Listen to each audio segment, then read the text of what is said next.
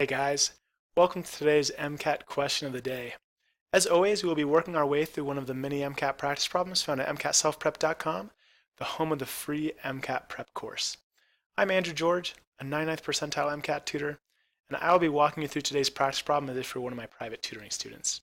Be sure to hit pause and try this problem for yourself before watching my explanation. In approaching this practice problem, let's first discuss basilar tuning. In this image, we have a visualization of the cochlea, okay? Cochlea is seen right here, and basically, we're not going to go into this in depth in this video, but sound is going to travel in through your ear and eventually reach your cochlea, and then it's going to travel through the spirally structure of the cochlea, and that's how we're going to receive auditory information, okay? And the way we receive that auditory information is that there are what are called hair cells spread out all throughout this cochlea, okay?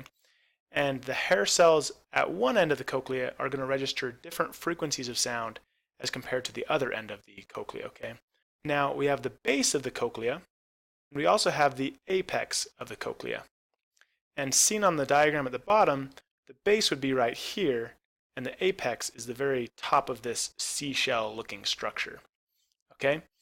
And at the base of the cochlea, we're going to register high frequency sounds. And at the apex of the cochlea, we're going to register low frequency sounds. And this allows us to sort out the frequencies of sounds and know what frequency we're hearing. For instance, if the hair cells down here start vibrating, the nerves that then travel from this area will go to the brain and say, hey, the hair cells near the base are vibrating. This sound must be very high frequency, okay? And that's how we register as a high frequency sound. Whereas if these hair cells up here are vibrating, those nerves will travel to the brain and say, hey, the hair cells next to the apex are vibrating. This must be a low frequency sound, okay? Now, we need to understand what happens when it reaches the brain. How are we mapping this in the brain? Well, the human body is an amazing thing, and the brain is organized in a very similar way. Towards the front of your head, we register low frequency sounds, and towards the back of your head, you're going to register high frequency sounds, okay? And you see here, the front of your head is going to correspond to the apex of the cochlea. Towards the back of your head is going to correspond to the base of your cochlea. And all of this is located inside your primary auditory cortex, okay? That's where your brain is going to process auditory information. And there's a special term for this organization in your brain, and it is called tonotopical mapping, okay?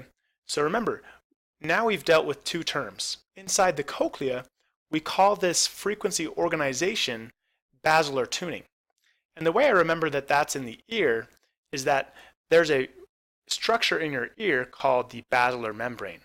So that's why I think of basilar tuning as occurring in your ear, whereas tonotopical mapping, tono meaning tone and topical meaning location, I think about the word top, right? Tonotopical mapping.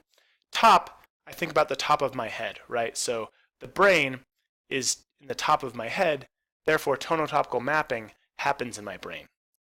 Now that we understand basilar tuning and tonotopical mapping, let's take a second look at the question stem. It asks us, without basilar tuning, humans would not be able to differentiate between sounds. What is the mapping of different frequency sounds in the brain referred to as, right? And we know that in the brain, it's tonotopical mapping, right? That's the term that we discussed in the brain. And don't get confused here. Basilar mapping is not a term. It's called basilar tuning, and that occurs in your ear. If you liked this MCAT question of the day, be sure to give it a like. And for more MCAT questions of the day, be sure to subscribe to this YouTube channel and enroll in our free MCAT prep course found at MCATselfprep.com. And if you are really looking to maximize your MCAT score, feel free to go to my tutoring profile page and request a free 10-minute phone consultation. I'd love to chat with you about your situation and how you can maximize your MCAT score. We'll see you next time.